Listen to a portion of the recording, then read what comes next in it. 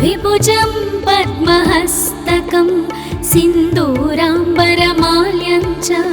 रक्तगन्धानुलेपनं माणिक्यरत्नखचित सर्वाभरणभूषितं सप्ताश्वरथवाहन्तु मेरुं चैव प्रदक्षिणं देवासुरवरैर्वन्द्यं गृणिभिः परिसेवितं ध्यायेत् पठेत् सुवर्णाभं सूर्यस्य कवचं मुदा गृणिः पातु शिरोदेशे सूर्यः पातु ललाटकम् आदित्यो लोचने पातु श्रुति पातु दिवाकरः घ्राणां पातु सदा भानुः मुखं पातु सदा रविः जिह्वां पातु जगन्नेत्र कण्ठं पातु विभावसुः स्कन्धौ ग्रहपतिः पातु भुजौ पातु प्रभाकरः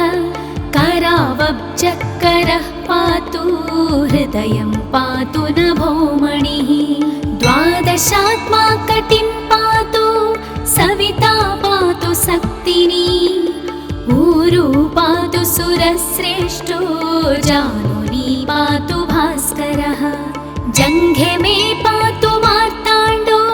गुल्फौ पातु त्विषाम्पतिः पादौ दिनमणिः पातु पातु मित्रोऽखिलं वपुः आदित्यकवचं पुण्यमा भेद्यं वज्रसन्निभं सर्वरोगभयादिभ्यो मुच्यते नात्र संशयः संवत्सरमुपासित्वा साम्राज्यपदवीं लभेत् अशेषरोगशान्त्यर्थं ध्यायेदादित्यमण्डलम् अनेकरत्नसंयुक्तं स्वर्णमाणिक्यभूषणं कल्पवृक्षसमाकीर्णं कदम्बकुसुमप्रियं सिन्धूरवर्णाय सुमण्डलाय सुवर्णरत्नाभरणाय तुभ्यं पद्मादिनेत्रे च सुपङ्कजाय ब्रह्मेन्द्रनारायण शङ्कराय संरक्तचूर्णं ससुवर्णतोयं सकुङ्कुमाभं सकुशं सपुष्पं प्रदत्तमादाय च हेमपात्रे प्रशस्तनादं भगवन् प्रसीद इति श्री आदित्यकवचं सम्पूर्णम्।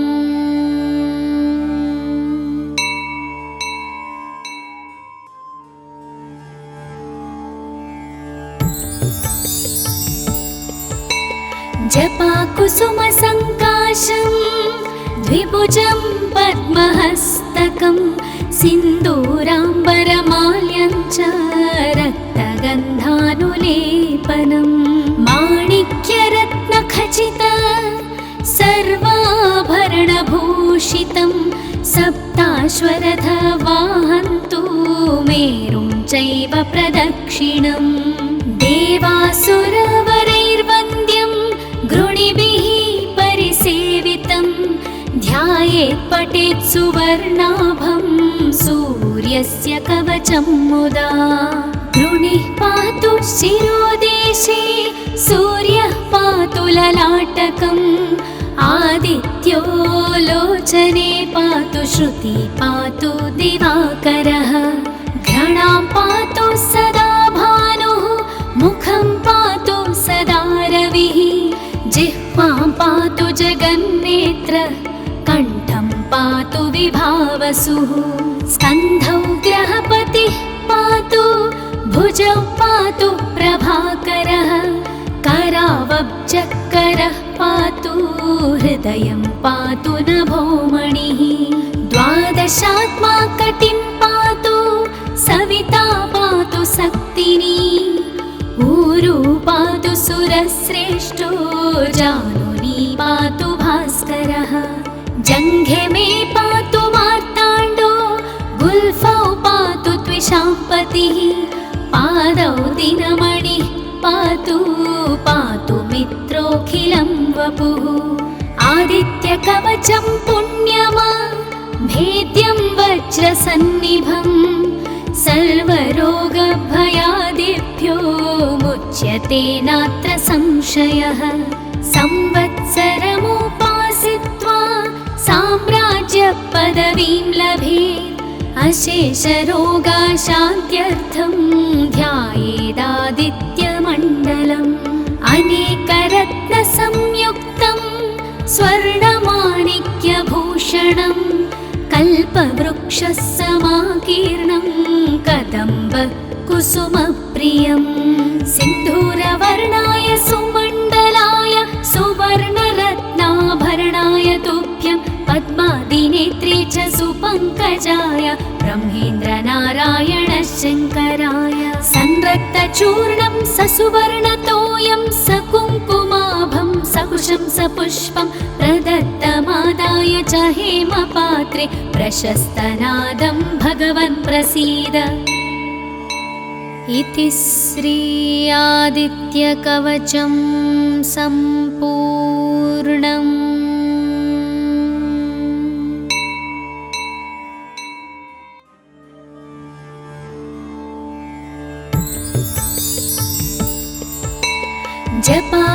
जपाकुसुमसङ्काशं द्विभुजं पद्महस्तकं सिन्दूराम्बरमाल्यं च रक्तगन्धानुलेपनं माणिक्यरत्नखचित सर्वाभरणभूषितं सप्ताश्वरथवाहन्तु मेरुं चैव प्रदक्षिणम्। देवासुरवरैर्वन्द्यं गृणिभिः परिसेवितं ध्यायेत् पठेत् सुवर्णाभं सूर्यस्य कवचं मुदा। गृणिः पातु शिरोदेशे सूर्यः पातु ललाटकम् आदित्यो लोचने पातु श्रुति पातु दिवाकरः। घ्राणां पातु सदा भानुः मुखं पातु सदा रविः जिह्वां पातु जगन्नेत्र कण्ठं पातु विभावसुः। स्कन्धौ ग्रहपतिः पातु भुजौ पातु प्रभाकरः करावब्जकरः पातु हृदयं पातु नभोमणिः।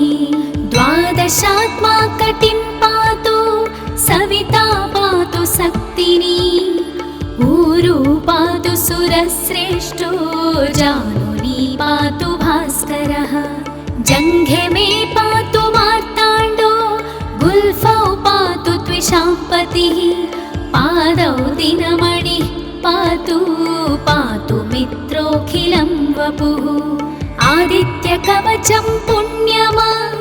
भेद्यं वज्रसन्निभं सर्वरोगभयादिभ्यो मुच्यते नात्र संशयः। संवत्सरमुपासित्वा साम्राज्यपदवीं लभेत् अशेषरोगाशान्त्यर्थं ध्यायेदादित्यमण्डलम्। अनेकरत्नसंयुक्तं स्वर्णमाणिक्यभूषणं कल्पवृक्षसमाकीर्णं कदम्बकुसुमप्रियं।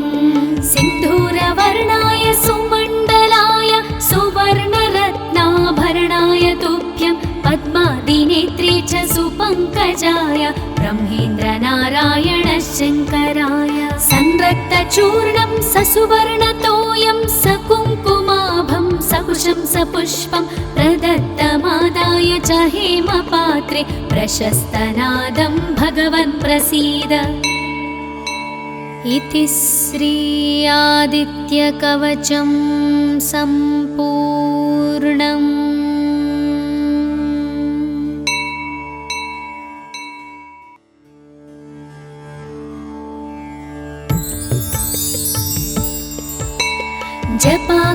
जपाकुसुमसङ्काशं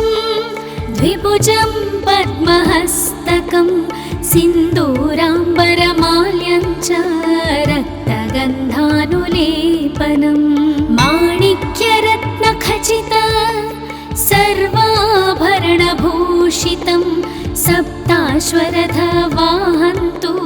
मेरुं चैव प्रदक्षिणम् देवासुरवरैर्वन्द्यं गृणिभिः परिसेवितं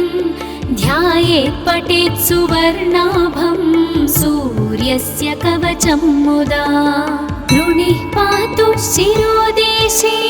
सूर्यः पातु ललाटकम् आदित्यो लोचने पातु श्रुति पातु दिवाकरः घ्राणां पातु सदा भानुः मुखं पातु सदा रविः जिह्वां पातु जगन्नेत्र कण्ठं पातु विभावसुः स्कन्धौ ग्रहपतिः पातु भुजौ पातु प्रभाकरः करावब्जकरः पातु हृदयं पातु नभोमणिः द्वादशात्मा कटिं पातु सविता पातु सक्तिनी ऊरु पातु सुरश्रेष्ठो जानुनी पातु भास्करः जङ्घे मे पातु मार्ताण्डो गुल्फौ पातु त्विषाम्पतिः पादौ दिनमणिः पातु पातु मित्रोऽखिलं वपुः आदित्यकवचं पुण्यमा भेद्यं वज्रसन्निभम् सर्वरोगभयादिभ्यो मुच्यते नात्र संशयः संवत्सरमुपासित्वा साम्राज्यपदवीं लभेत् अशेषरोगाशान्त्यर्थं ध्यायेदादित्यमण्डलम् अनेकरत्नसंयुक्तं स्वर्णमाणिक्यभूषणं कल्पवृक्षसमाकीर्णं कदम्बकुसुमप्रियं सिन्धूरवर्णाय सुमण्डलाय सुवर्णरत्नाभरणाय तुभ्यं पद्मादिनेत्रे च सुपङ्कजाय ब्रह्मेन्द्रनारायण शङ्कराय संरक्तचूर्णं ससुवर्णतोयं सकुङ्कुमाभं सकुशं सपुष्पं प्रदत्तमादाय च हेमपात्रे प्रशस्तनादं भगवन् प्रसीद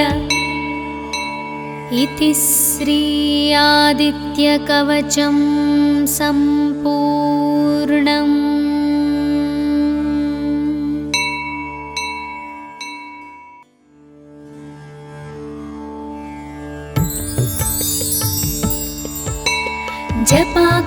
जपाकुसुमसङ्काशं द्विभुजं पद्महस्तकं सिन्दूराम्बरमाल्यं च रक्तगन्धानुलेपनं माणिक्यरत्नखचित सर्वाभरणभूषितं सप्ताश्वरथवाहन्तु मेरुं चैव प्रदक्षिणम् देवासुरवरैर्वन्द्यं गृणिभिः परिसेवितं ध्यायेत् पठेत् सुवर्णाभं सूर्यस्य कवचं मुदा गृणिः पातु शिरोदेशे सूर्यः पातु ललाटकम् आदित्यो लोचने पातु श्रुति पातु दिवाकरः घ्राणां पातु सदा भानुः मुखं पातु सदा रविः जिह्वां पातु जगन्नेत्र कण्ठं पातु विभावसुः स्कन्धौ ग्रहपतिः पातु भुजौ पातु प्रभाकरः करावब्जकरः पातु हृदयं पातु नभोमणिः द्वादशात्मा कटिं पातु सविता पातु सक्तिनी ऊरु पातु सुरश्रेष्ठो जानुनी पातु भास्करः जङ्घे मे पातु मार्ताण्डो गुल्फौ पातु त्विषाम्पतिः पादौ दिनमणिः पातु पातु मित्रोऽखिलं वपुः आदित्यकवचं पुण्यमा भेद्यं वज्रसन्निभम् सर्वरोगभयादिभ्यो मुच्यते नात्र संशयः संवत्सरमुपासित्वा साम्राज्यपदवीं लभेत् अशेषरोगाशान्त्यर्थं ध्यायेत्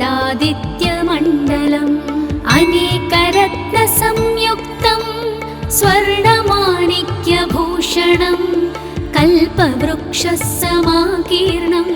कदम्ब कुसुमप्रियं सिन्धूरवर्णाय सुमण्डलाय सुवर्णरत्नाभरणाय तुभ्यं पद्मादिनेत्रे च सुपङ्कजाय ब्रह्मेन्द्रनारायण शङ्कराय संरक्तचूर्णं ससुवर्णतोयं सकुङ्कुमाभं सकुशं सपुष्पं प्रदत्तमादाय च हेमपात्रे प्रशस्तनादं भगवन् प्रसीद। इति श्री आदित्यकवचं सम्पूर्णम्।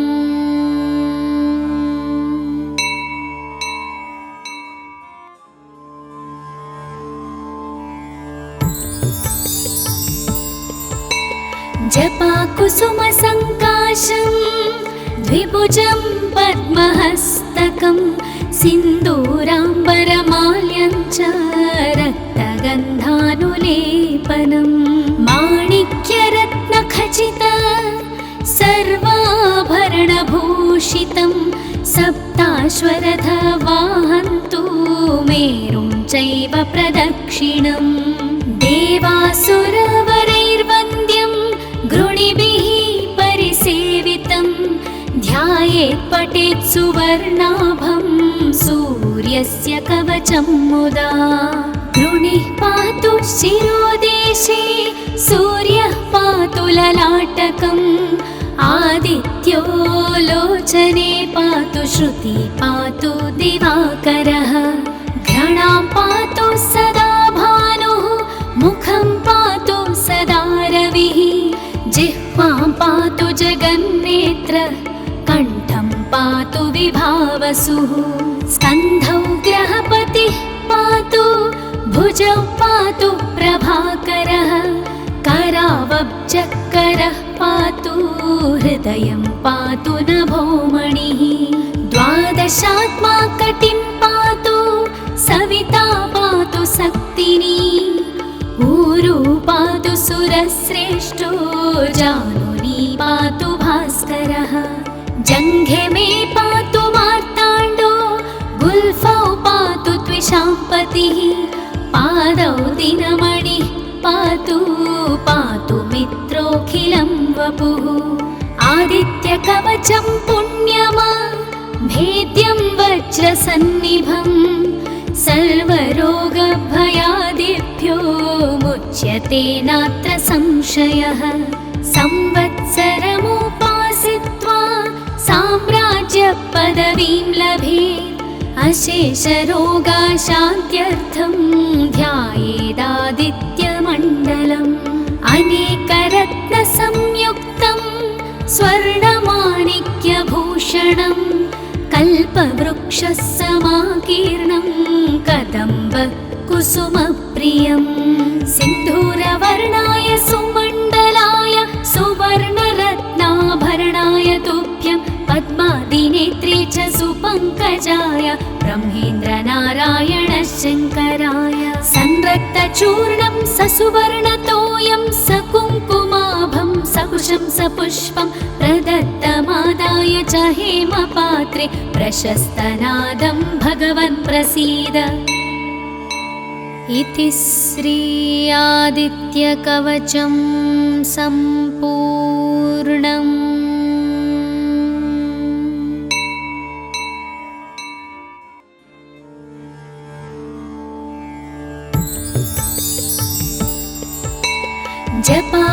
जपाकुसुमसङ्काशं द्विभुजं पद्महस्तकं सिन्दूराम्बरमाल्यं च रक्तगन्धानुलेपनं माणिक्यरत्नखचित सर्वाभरणभूषितं सप्ताश्वरथवाहन्तु मेरुं चैव प्रदक्षिणम् देवासुरवरैर्वन्द्यं गृणिभिः परिसेवितं ध्यायेत् पठेत् सुवर्णाभं सूर्यस्य कवचं मुदा गृणिः पातु शिरोदेशे सूर्यः पातु ललाटकम् आदित्यो लोचने पातु श्रुति पातु दिवाकरः सदा भानुः मुखं पातु सदा रविः जिह्वां पातु जगन्नेत्र कण्ठं पातु विभावसुः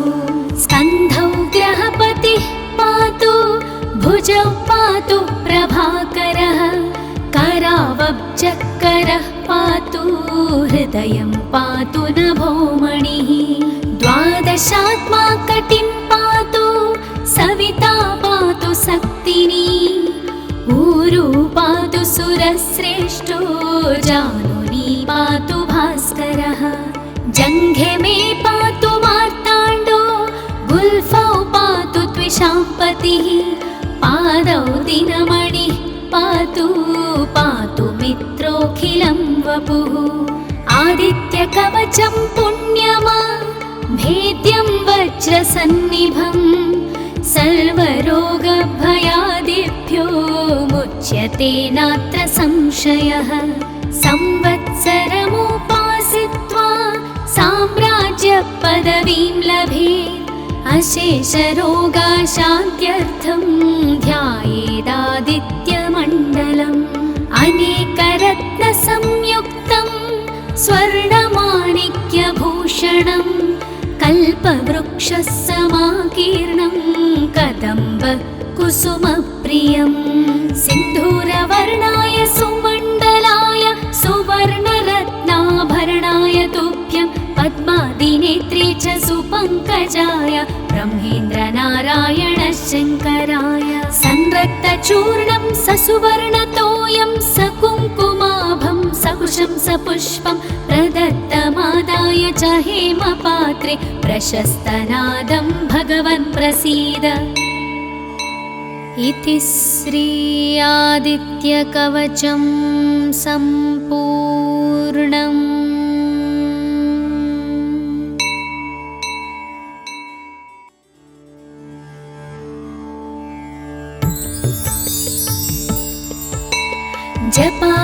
जपाकुसुमसङ्काशं द्विभुजं पद्महस्तकं सिन्दूराम्बरमाल्यं च रक्तगन्धानुलेपनं माणिक्यरत्नखचित सर्वाभरणभूषितं सप्ताश्वरथवाहन्तु मेरुं चैव प्रदक्षिणं देवासुरवरैर्वन्द्यं गृणिभिः परिसेवितं ध्यायेत् पठेत् सुवर्णाभं सूर्यस्य कवचं मुदा गृणिः पातु शिरोदेशे सूर्यः पातु ललाटकम् आदित्यो लोचने पातु श्रुति पातु दिवाकरः घ्राणां पातु सदा भानुः मुखं पातु सदा रविः जिह्वां पातु जगन्नेत्र कण्ठं पातु विभावसुः स्कन्धौ ग्रहपतिः पातु भुजौ पातु प्रभाकरः करावब्जकरः पातु हृदयं पातु नभोमणिः द्वादशात्मा कटिं पातु सविता पातु शक्तिनी ऊरू पातु सुरश्रेष्ठो जानुनी पातु भास्करः जङ्घे मे पातु मार्ताण्डो गुल्फौ पातु त्विषाम्पतिः पादौ दिनमणिः पातु पातु मित्रोऽखिलं वपुः आदित्यकवचं पुण्यमा भेद्यं वज्रसन्निभं सर्वरोगभयादिभ्यो मुच्यते नात्र संशयः संवत्सरमुपासित्वा साम्राज्यपदवीं लभेत् अशेषरोगाशान्त्यर्थं ध्यायेदादित्यमण्डलम् अनेकरत्नसंयुक्तं स्वर्णमाणिक्यभूषणं कल्पवृक्षसमाकीर्णं कदम्ब कुसुमप्रियं सिन्धूरवर्णाय सुमण्डलाय सुवर्णरत्नाभरणाय तुभ्यं पद्मादिनेत्रे च सुपङ्कजाय ब्रह्मेन्द्रनारायण शङ्कराय संरक्त संरक्तचूर्णं ससुवर्णतोयं सकुङ्कुमाभं सकुशं सपुष्पं प्रदत्तमादाय च हेमपात्रे प्रशस्तनादं भगवन् प्रसीद। इति श्री आदित्यकवचं सम्पूर्णम्।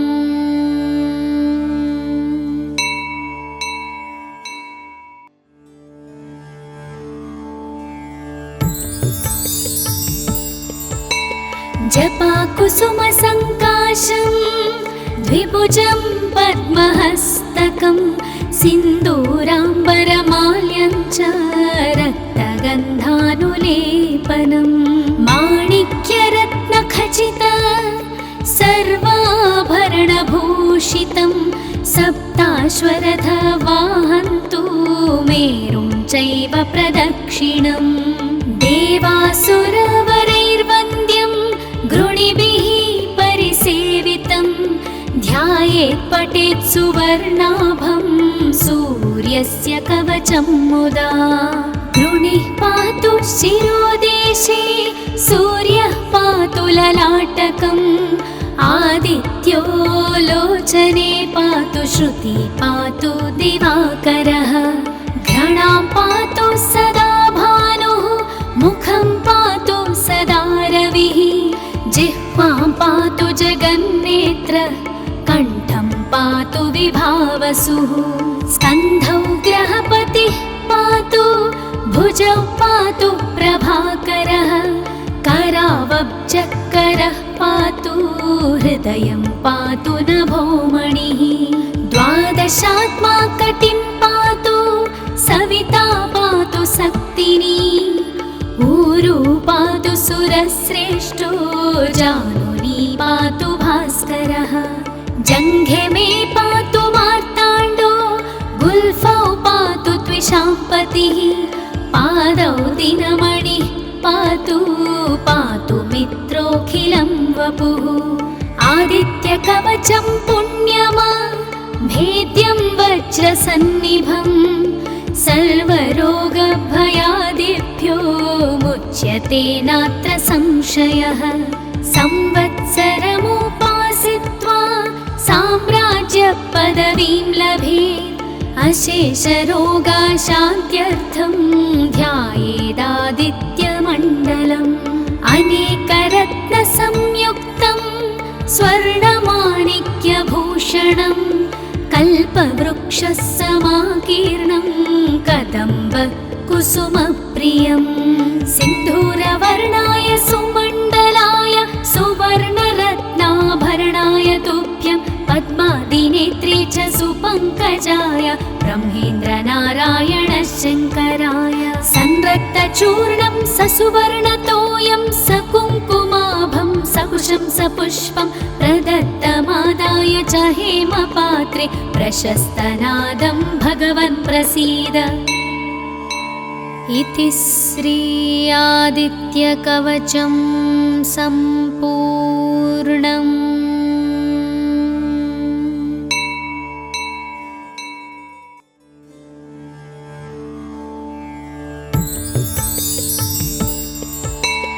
जपाकुसुमसङ्काशं द्विभुजं पद्महस्तकं सिन्दूराम्बरमाल्यं च रक्तगन्धानुलेपनं माणिक्यरत्नखचित सर्वाभरणभूषितं सप्ताश्वरथवाहन्तु मेरुं चैव